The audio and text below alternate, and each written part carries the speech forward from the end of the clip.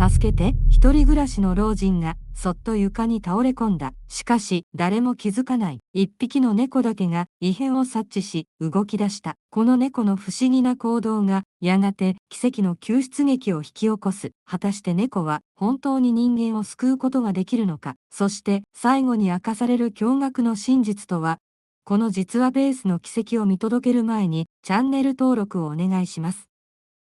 東京郊外の住宅街、築30年の一軒家で75歳の田村茂雄が一人暮らしをしていた。妻美久を3年前に癌で失い、一人息子祐介は遠方の大阪で働いている。週に一度の電話だけが茂雄にとって唯一の楽しみだった。お父さん、大丈夫？ちゃんと食べてる？祐介の心配そうな声が電話越しに響く。ああ、大丈夫だよ。心配するな。しかし実際は一人分の料理を作る気力もなく、コンビニ弁当とカップ麺の日々が続いていた。ある雨の日の夕方、茂雄が屋根の雨どいを点検しに外に出ると、垣根の下でか細い鳴き声が聞こえた。近づいてみると、生後2ヶ月ほどの三毛猫の子猫が震えながら雨に濡れていた。かわいそうに。茂雄は迷わず子猫を抱き上げ、家の中へ連れて行った。タオルで体を拭き、温かいミルクを与えると、子猫は安心したように、ゴロゴロと喉を鳴らした。君の名前は、ミケにしよう。茂雄の心に、3年ぶりに、温かいものが宿った。ミケが家族になって、1ヶ月が経った。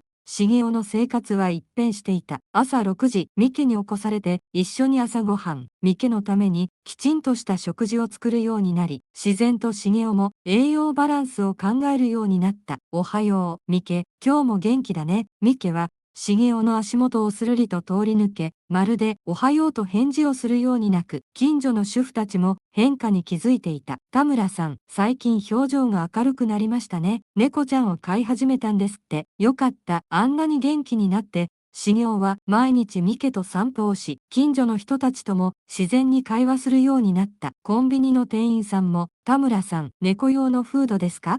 いつも同じ時間に来られますね、と笑顔で話しかけてくれる。しかし、ミケには不思議な一面があった。時々何もないところをじっと見つめたり、突然激しく泣いたりすることがあった。茂雄は猫だから仕方ないと思っていたが、やがてその意味を知ることになる。ある朝6時、茂雄がいつものようにラジオ体操をしていると、ミケが突然激しく泣き始めた。ニヤニヤー。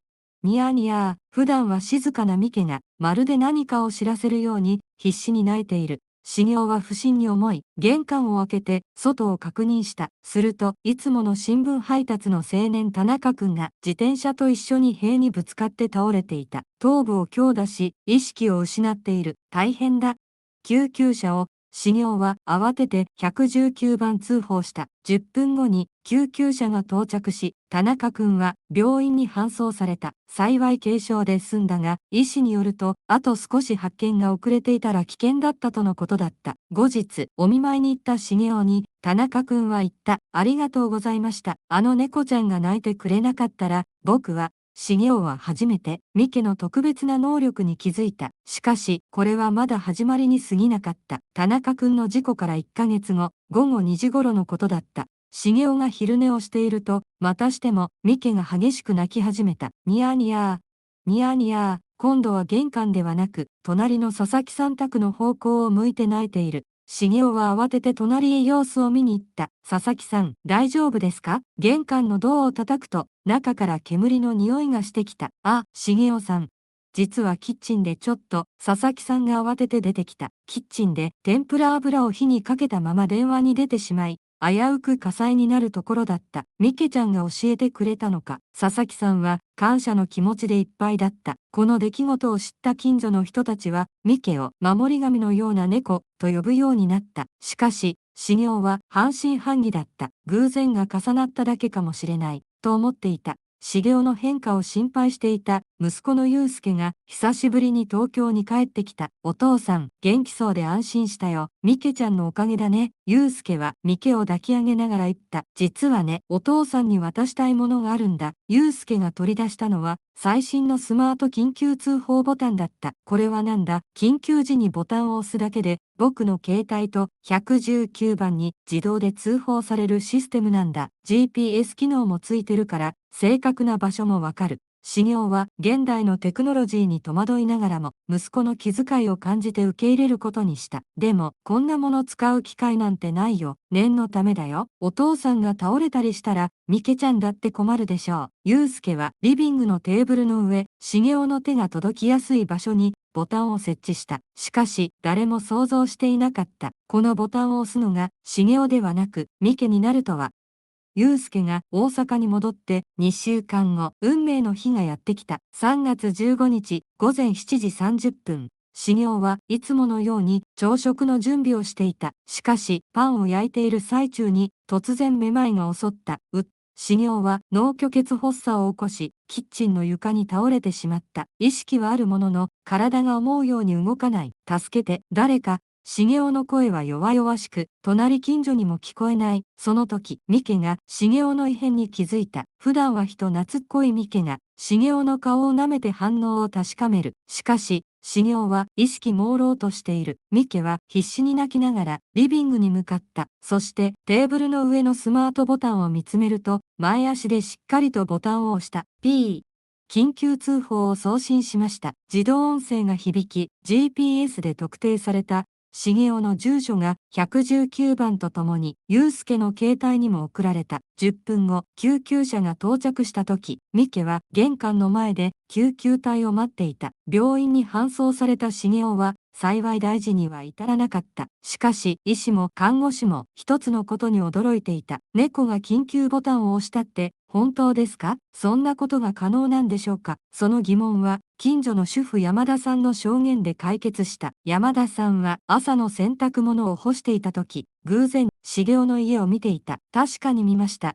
三毛猫のミケちゃんがテーブルの上でボタンを押してたんです。いたずらをしているのかと思ったんですけど、まさか茂雄さんが倒れているとは知らずに、ごめんなさい。この証言をきっかけに地元のニュースが取材に来た。動物が人間を救った奇跡の話として、夕方のローカルニュースで放送された。それが SNS で拡散し、全国ネットのニュース番組でも取り上げられることになった。ニュースが全国に広まると、動物行動学の専門家、北海道大学の佐藤教授がテレビ取材を受けた。猫は優れた嗅覚と聴覚を持っています。人間が病気の時に発する特有の匂いや呼吸の変化、心拍数の異常を察知することができるんです。ニュースレポーターは尋ねる。つまり、ミケちゃんは茂雄さんの異常を事前に察知していた。その通りです。そして、緊急時にどうすればいいかを学習していたのでしょう。まさに奇跡的な出来事ですね。この科学的な裏付けにより、さらに話題となった。ツイッターやインスタグラムでは、奇跡の猫、ミケ、命を救った猫などのハッシュタグがトレンド入りした。YouTube には、茂雄とミケの日常を撮影した動画がアップされ、再生回数は100万回を超えた。コメント欄には、世界中から感動の声が寄せられた。I'm crying.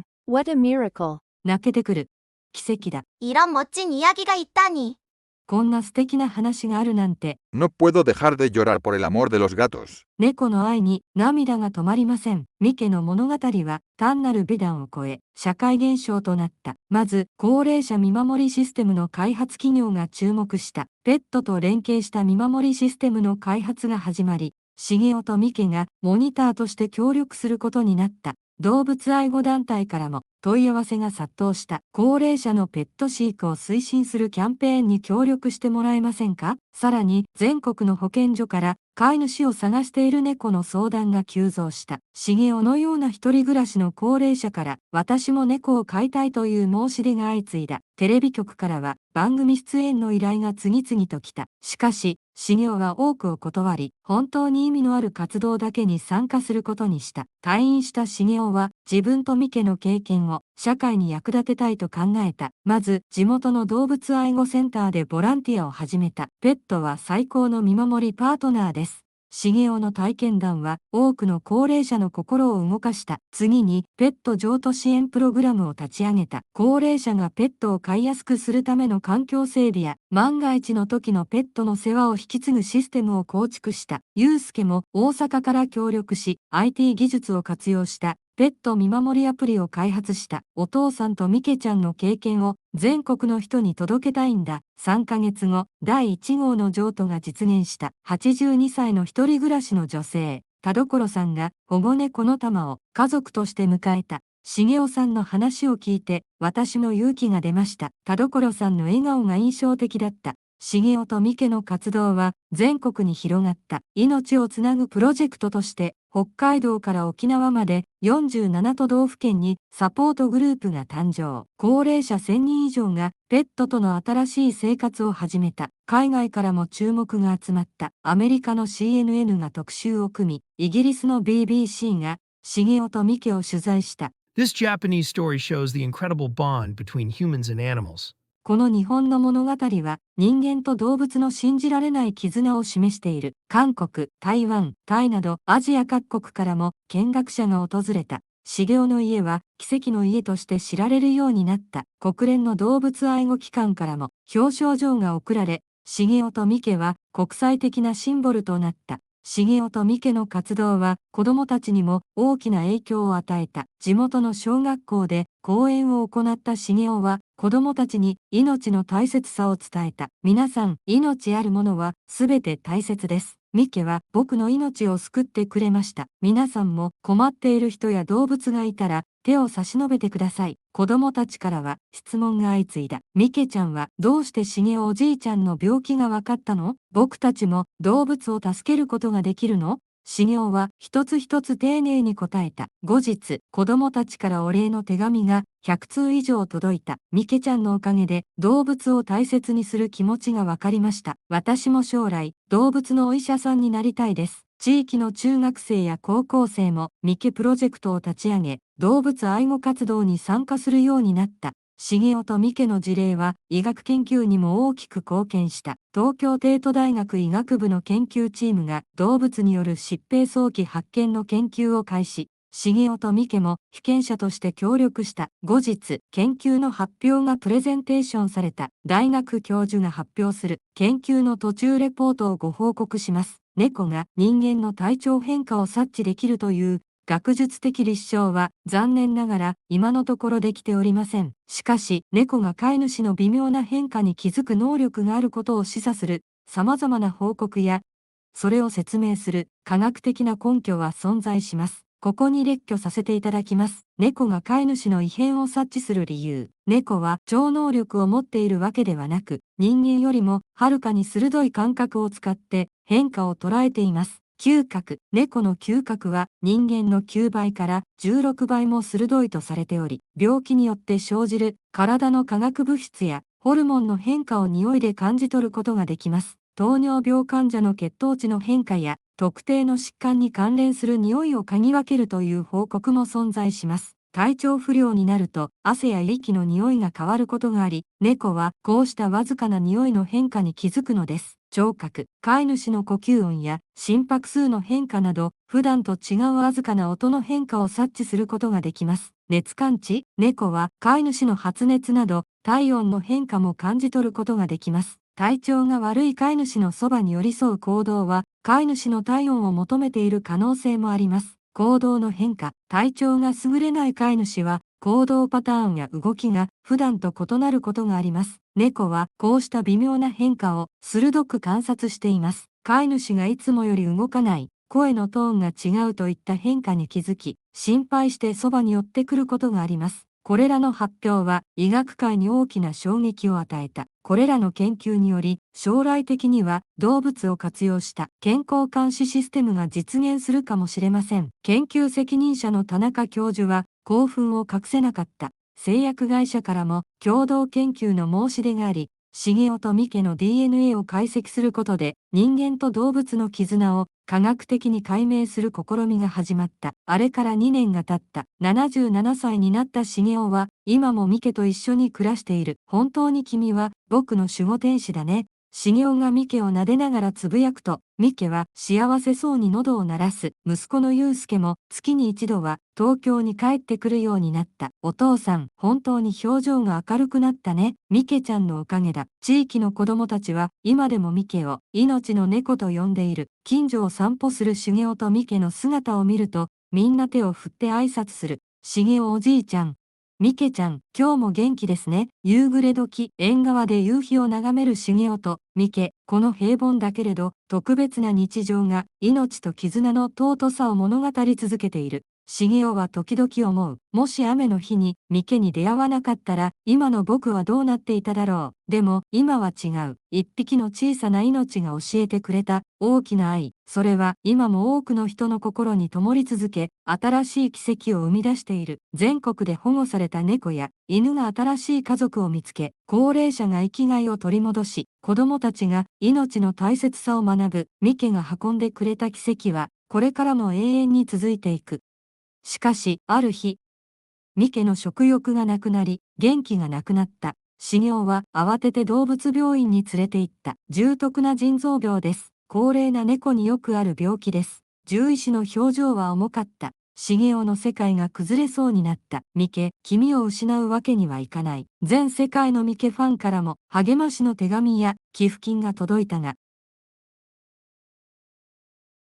最新の治療法でミケは奇跡的に回復した。この体験が茂雄に新たな使命を与えた。ペット医療費支援基金を設立し、経済的理由でペットの治療を諦める人を救う活動を始めた。国連の動物愛護国際会議で茂雄が基調講演を行うことになった。私は75歳の時、一匹の子猫に出会いました。その出会いが私の人生を、そして多くの人の人生を変えました。会場には50カ国から200人以上の専門家が集まっていた。茂雄の話に涙する人、メモを取る人、スタンディングオベーションする人。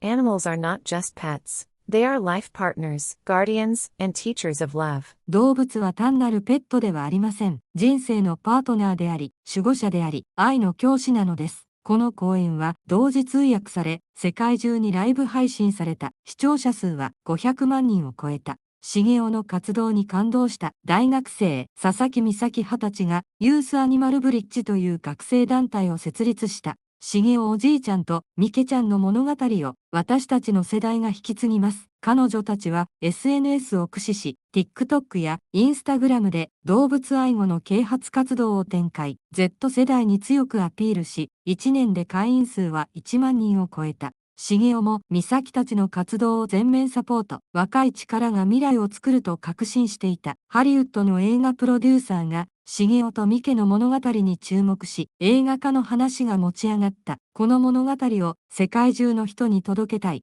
茂雄は映画化を承諾したが、条件があった。収益の一部は必ず動物愛護基金に寄付してください。映画ミラクルキャットミケはトム・ハンクス主演で話題となり、世界20カ国で同時公開され、興行収入100億円を超えるヒット作となった。茂雄79歳、ミケ6歳の春、二人の物語は新たな段階を迎えようとしていた。ある日、茂雄の家に一通の手紙が届いた。差出人は、タイ王国、チェンマイ市ソムチャイ、パタナ。手紙には片言の日本語で、こう書かれていた。茂雄さん、私の村で、あなた同じの奇跡が起こったです。象が人間を救ったです。あなたの物語に勇気をもらった動物愛護センターを作ったです。ぜひ一度タイに来るください。茂雄とミケの物語は遠くの国でも新たな奇跡を生んでいく。エピローグ、茂雄80歳の誕生日、全国から5000通を超えるお祝いの手紙が届いた。茂雄おじいちゃんとミケちゃんのおかげでうちの家族も保護犬を迎えました。動物看護師になる夢を叶えました。お年寄りの見守り活動を始めました。一匹の子猫との出会いから始まった物語は、今や世界中に愛の循環を生み出している。茂雄はミケを膝に乗せながら夕日を眺める。ミケ、君と出会えて本当に良かった。これからも一緒にみんなを幸せにしよう。ミケは答えるようにいつもと同じ声で優しく泣いた。番外編1、ミケの視点から見た物語。実はこの物語にはもう一つの視点があります。ミケ自身の心の声です。ミケは言う。あの雨の日、私は死にそうでした。でも温かい手が私を包んでくれた。その瞬間、私は決めたのです。この人を守ろうってミケは言う。茂雄おじいちゃんの匂いが変わった時、私はすぐに分かりました。危険な匂い。でもどうやって助けを呼べばいいの？ミケは言う。あのボタンを押した時、私の小さな手で本当に押せるか不安でした。でも茂雄おじいちゃんを救いたい一心でした。動物の専門家によると、ミケのような行動は深い愛情と信頼関係があって初めて可能だと言います。番外編に全国のミケファンクラブ。現在全国にミケファンクラブが47支部あります。会員数は5万人を超え、毎月ミケ通信を発行しています。北海道支部では雪の中で保護された猫たちの里親探しを、白雪町動物愛護災害救助センターの副センター長に高校生で大抜擢された宮崎美咲さんと連携して行っています。美咲さんの奇跡の物語は説明欄からぜひ。沖縄支部では台風で被災した動物たちの救助活動を行っています。みんなミケちゃんの勇気に感動して自分たちも何かしたいって思っているんですと東京支部長の山田照子さんは語っています。番外編3、茂雄さんの哲学。茂雄さんは講演でいつもこの言葉から始めます。命というものは不思議なものです。一つの小さな命がこんなにも多くの命を救うことができる。そして最後にこう締めくくります。皆さんもどこかで困っている小さな命に出会うかもしれません。その時はぜひ手を差し伸べてください。それがあなたの人生を変える出会いになるかもしれませんから。この物語に終わりはない。愛は愛を生み、奇跡は奇跡を呼ぶ。茂雄とミケが紡いだ絆は今この瞬間も世界のどこかで新たな物語を始めているのだから。終わりに少し現実的な話をさせてください。現在日本における犬猫の殺処分数は令和4年度2022年4月1日から2023年3月31日の調査によると、犬が2434頭、猫が9472頭で合計11906頭でした。2025年3月に令和5年度の調査情報が公開されており、犬猫合わせて1万頭を下回ったとの報告が見られるものの、茂雄さんのような出会いがあれば全ての命に希望があります。もしあなたも動物との出会いを求めているなら、お近くの保護施設を訪れてみてください。きっと運命の出会いが待っています。そして困っている人や動物を見つけたら、ほんの少しでも手を差し伸べてください。小さな親切が大きな奇跡を生むのです。茂雄さんは今日も言います。愛は決して無駄にならない。必ず誰かの心に届き、